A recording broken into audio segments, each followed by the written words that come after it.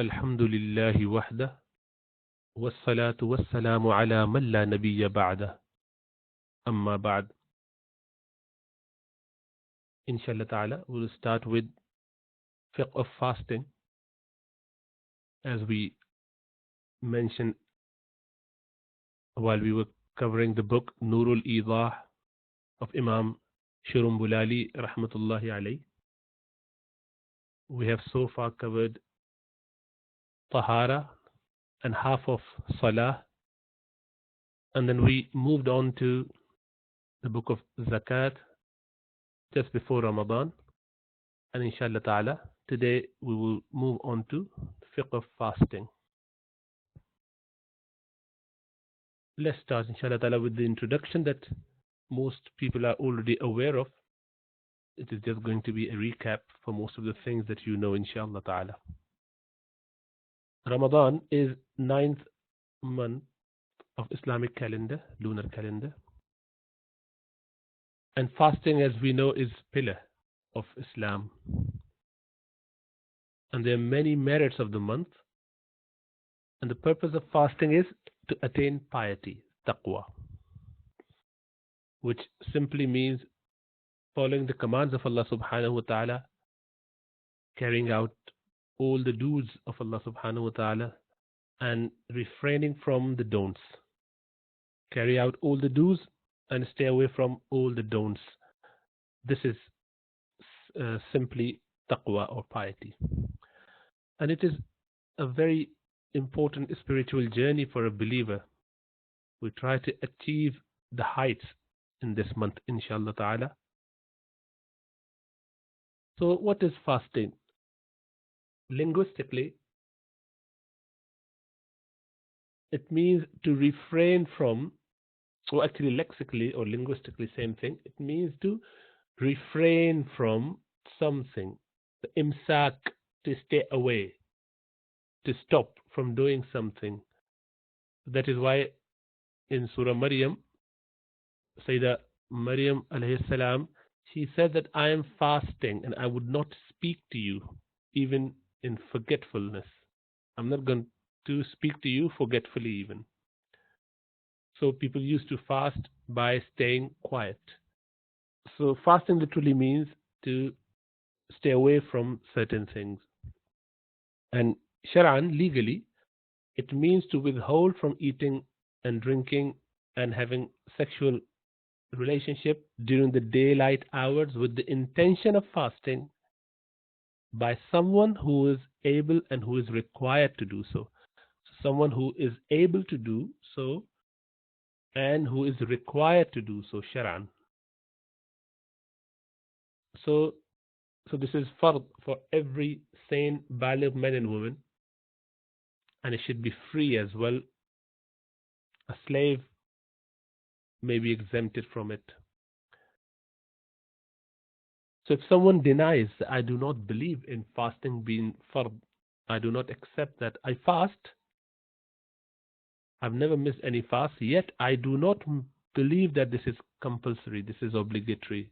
It's rather a good thing to do for health purpose or for spiritual benefits, but I do not believe it to be fard. Then he has actually left Islam.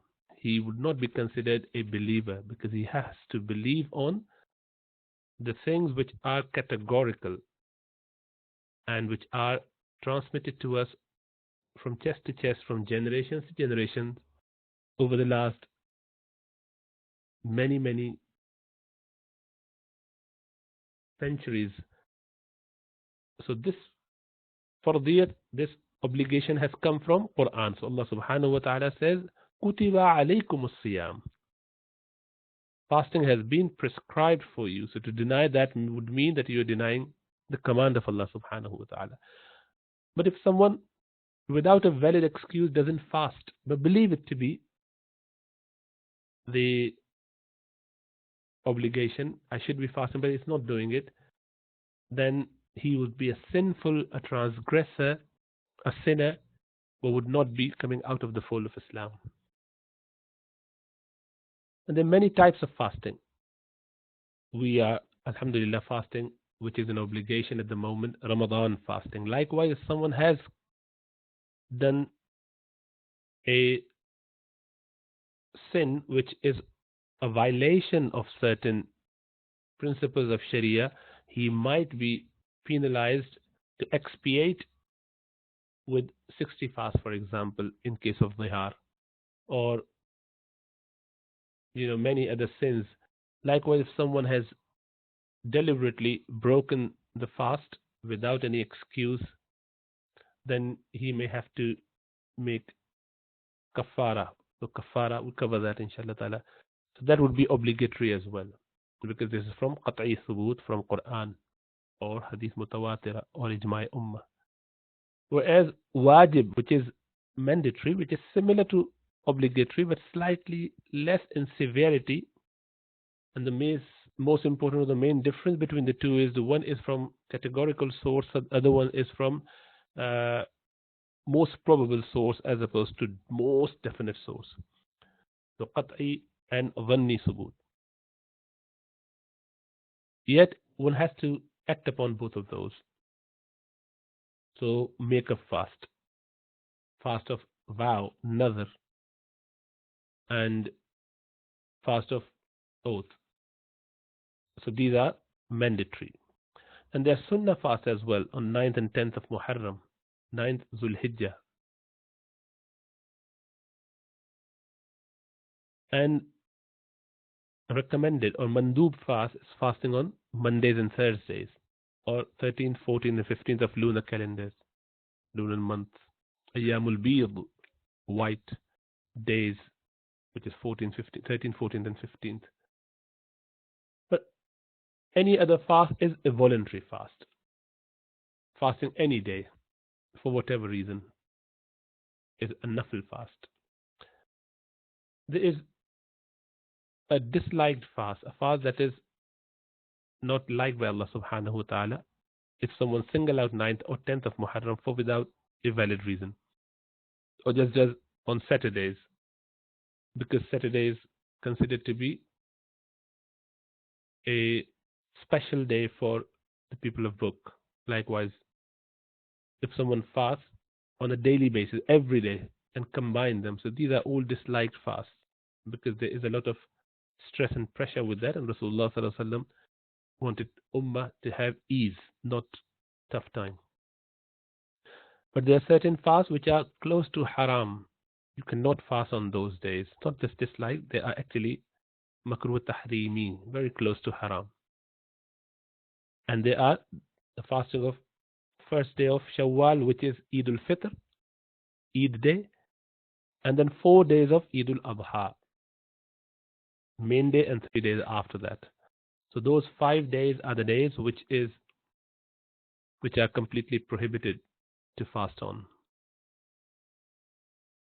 So what makes fast obligatory? Again, Islam, sanity, and maturity. So a baligh person, I think I accidentally said freed, to be freed. Even slaves have to fast as well. Slaves have to fast as well.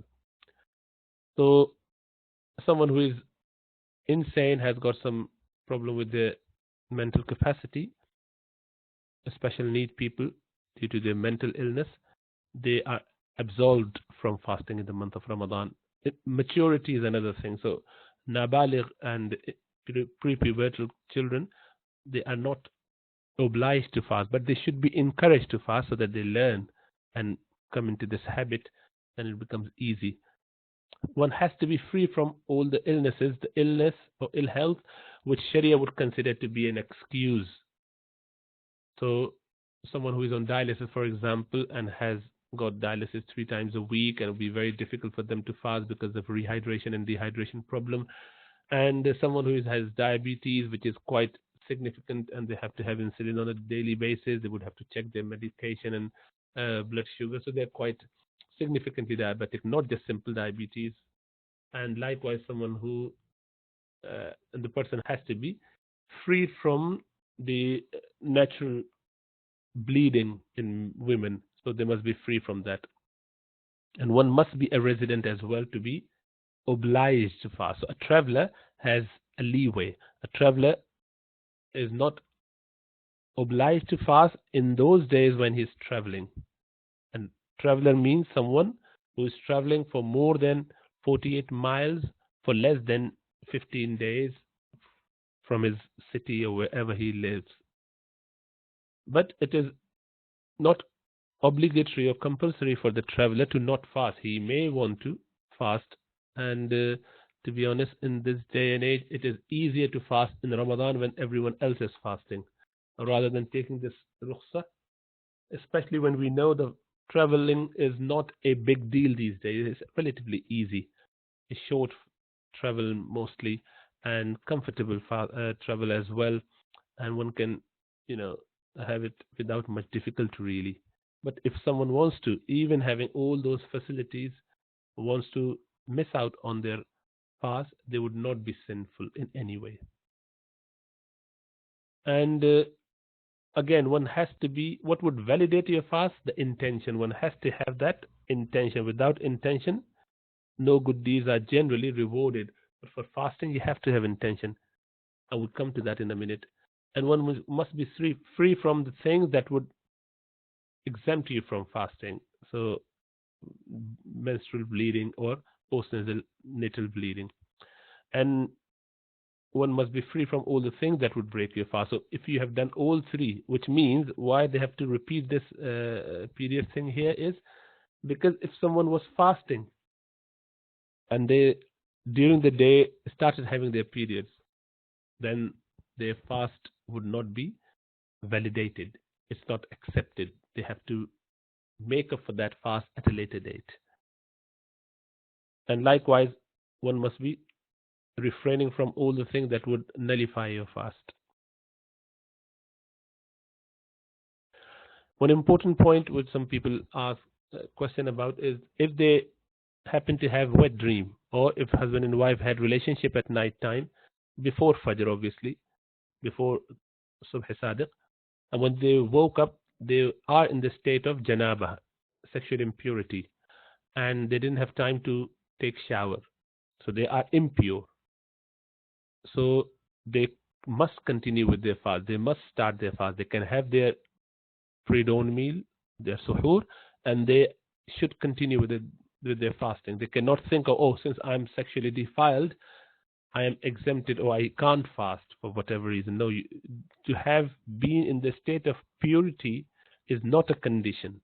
You do not have to be in this state of purity, obviously. You would need to be taking shower straight away so as to perform your Fajr prayer.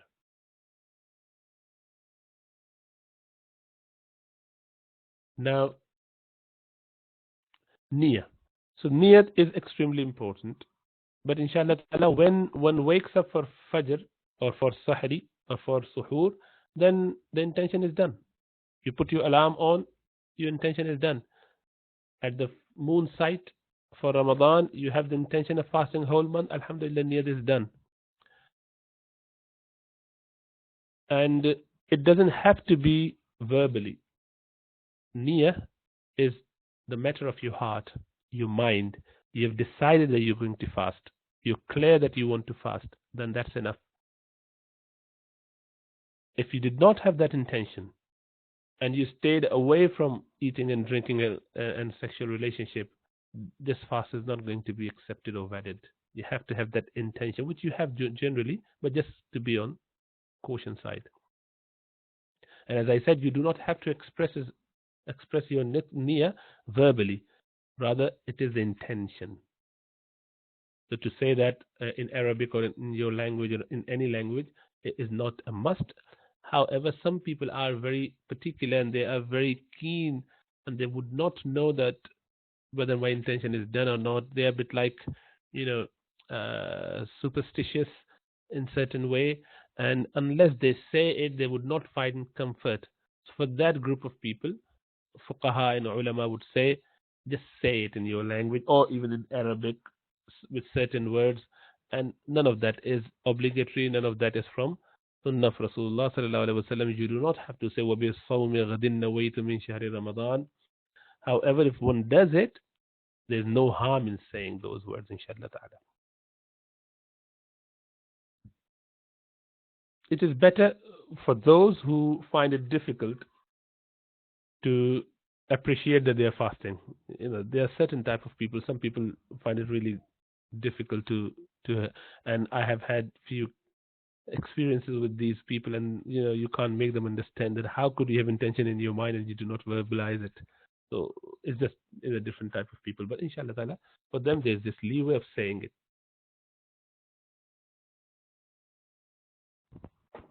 If one has intention of other than Ramadan fast, and they're fasting in Ramadan, it would be Ramadan fast. It cannot be any other.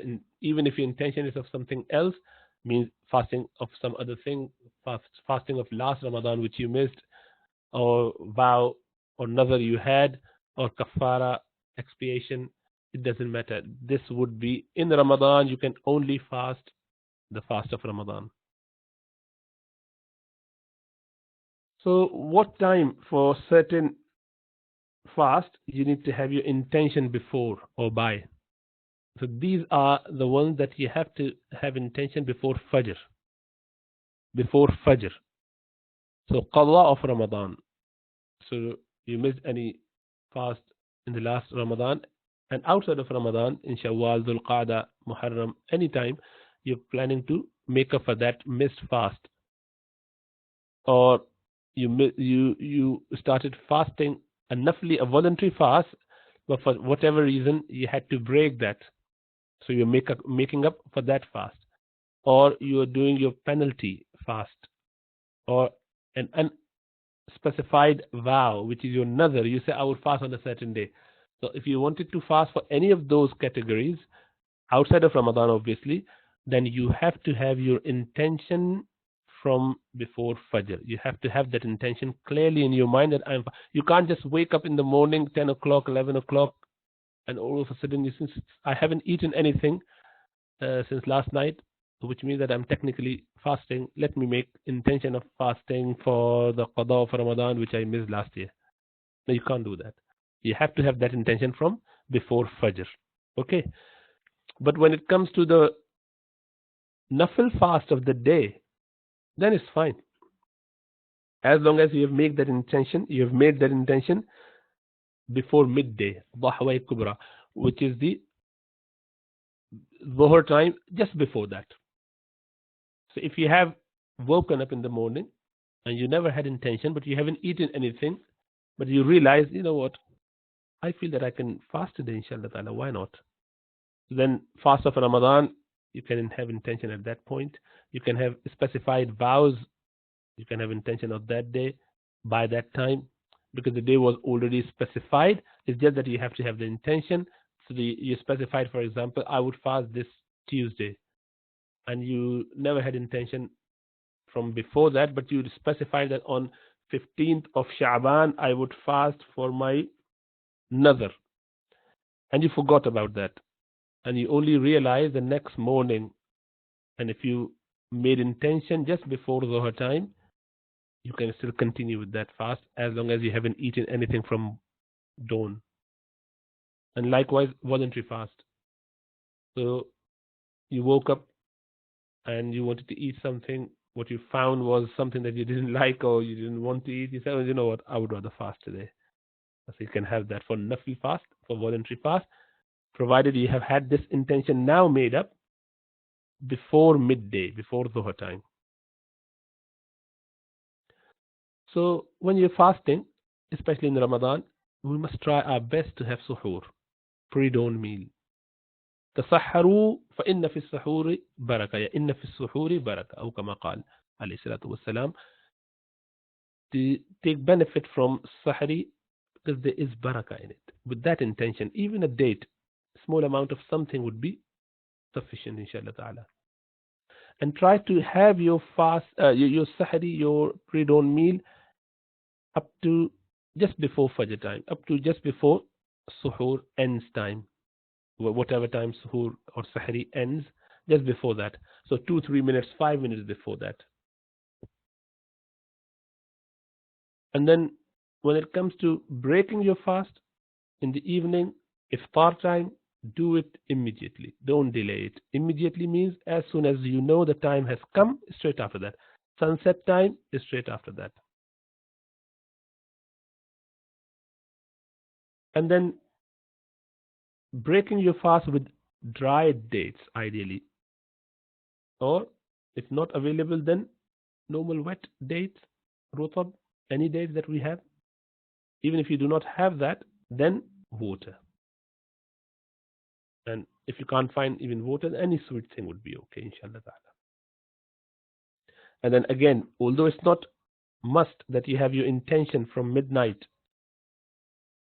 for Ramadan, you can have your intention at the beginning of Ramadan for a whole month, or you can have intention before midday of the day that you're fasting.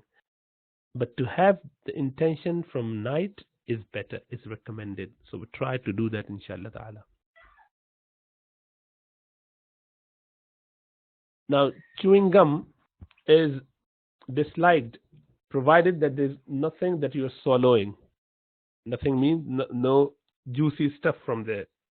You're just chewing, and some people do that habitually.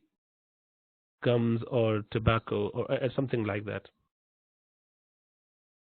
And to taste something, likewise to keep water in your mouth for coolness and keep holding it, is all disliked because it can lead up to potentially breaking your fast. So one should be careful. But for very ill-tempered husband, a wife that has a situation where his husband would be very concerned and cautious and very angry about having a certain amount of salt and sugar, for those wives, it is okay to taste it so as to avoid his wrath at the time of iftar. But alhamdulillah, we do not see that group of men or species now, alhamdulillah. And we hope that we are not going to be any of those. So there are certain men who may be like that.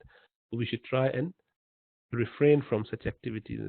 We should behave, inshallah ta'ala, as Rasulullah sallallahu alaihi wasallam would do.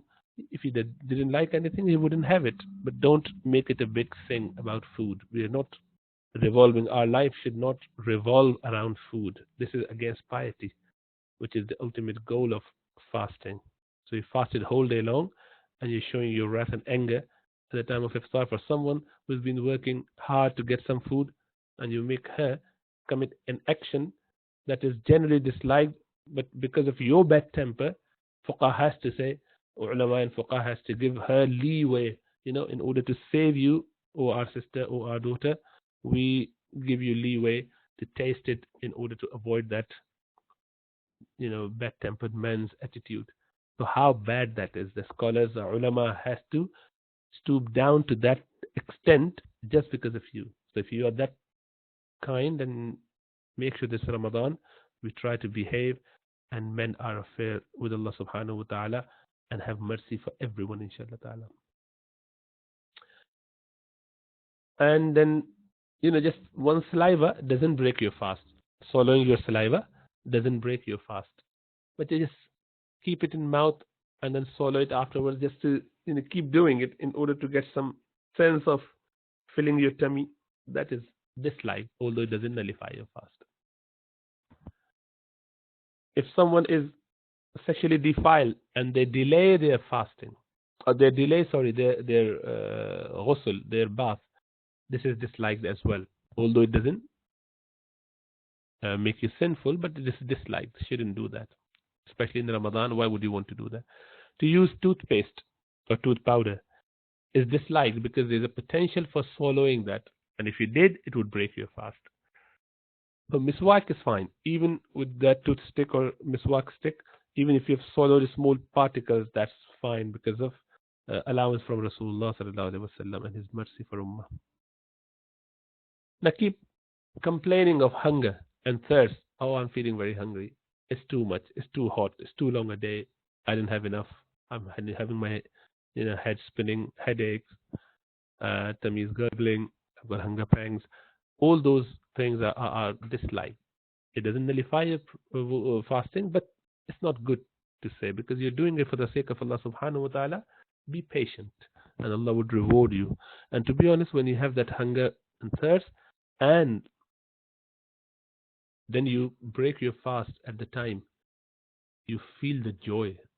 You feel the joy. The happiness that you have with that food is Alhamdulillah. Allah has quenched my thirst. Allah subhanahu wa ta'ala has satiated me with my food. Oh Allah, I'm very grateful. There are many people who might not have the chance.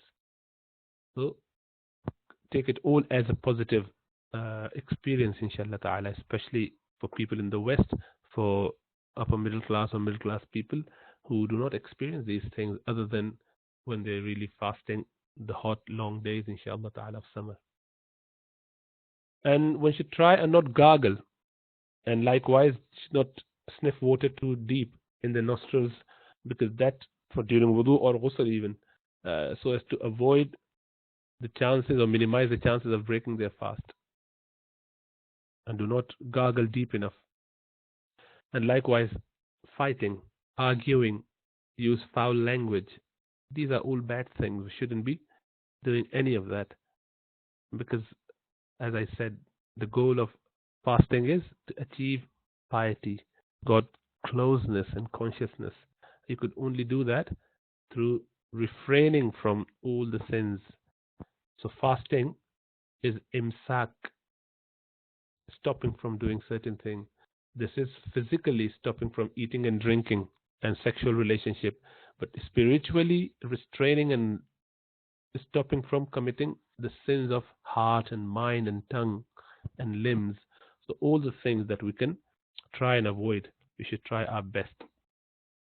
Likewise, swearing, backbiting, telling lies.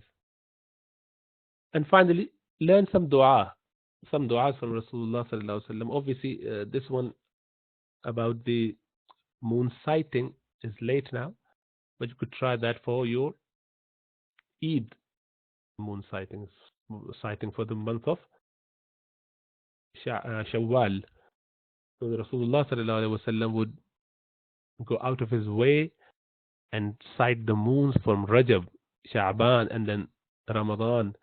And he would make this dua: Allahumma ahillahu alayna bil yumni wal iman was salamati wal islam rabbi wa rabbuk Allah. In some narration, with tawfiq lima tuhibbu wa tarda, and many other words. So remember those dua, memorize them, inshallah ta'ala. Likewise, when you start your fasting, when you break your fasting at iftar time, start off with Bismillahir Rahmanir Rahim. Bismillah wa ala barakatillah, the normal standard du'as of Rasulullah sallallahu alaihi wasallam before any meal. And then you can say Allahumma laka sumtu wa ala rizqika aftartu. This much is being reported by Imam Abu Dawood mursalan, means so the Sahabi has actually been missed in that.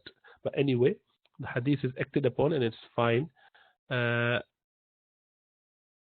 you can do it before and you can do it after having your dates. Both ways fine, inshallah ta'ala. And then there is a beautiful dua after having a sip of water or drink of any sort, and then you say ذهب الظمأ وابتلت العروق وثبت الأجر إن شاء الله.